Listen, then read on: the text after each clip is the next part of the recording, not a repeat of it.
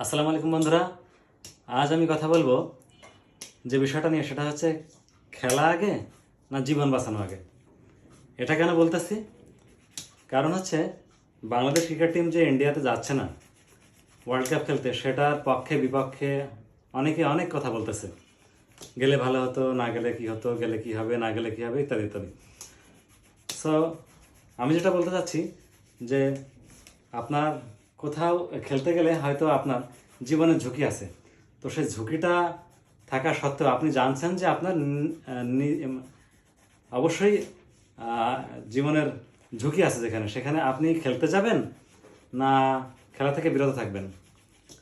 যেখানে আইসিসি বলেই দিছে একটা রিপোর্টে যে বাংলাদেশি প্লেয়ার ও দর্শক সমর্থকদের ইন্ডিয়াতে নিম্ন থেকে মাঝারি মানের ঝুঁকি আছে। অর্থাৎ ঝুঁকি তো ঝুঁকি, যেখানে আইসিসি বলছে ঝুঁকি তো ঝুঁকি, সেই ঝুঁকি নিয়ে আমরা কেন ওই দেশে খেলতে যাব যেখানে বাংলাদেশি যুবক ভেবে ইন্ডিয়ান যুবককে হত্যা করা হয়।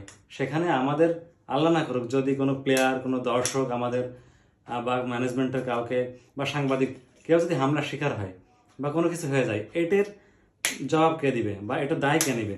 তখন কিন্তু আপনারাই বলবেন, অনেকে বলবে যে এই ঝুঁকির মধ্যে কেন আপনারা টিম পাঠালেন, এই ঝুঁকির মধ্যে টিম পাঠানোর দরকার ছিল কি, নানান কথা বলবে।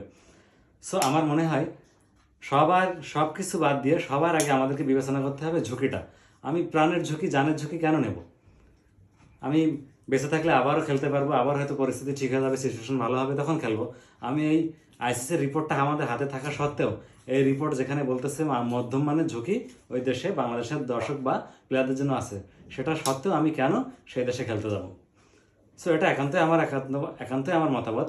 জানি না কার কি মতামত। সো বন্ধুরা, আজ এ পর্যন্তই। সবাই ভালো থাকবেন। আসসালামু আলাইকুম।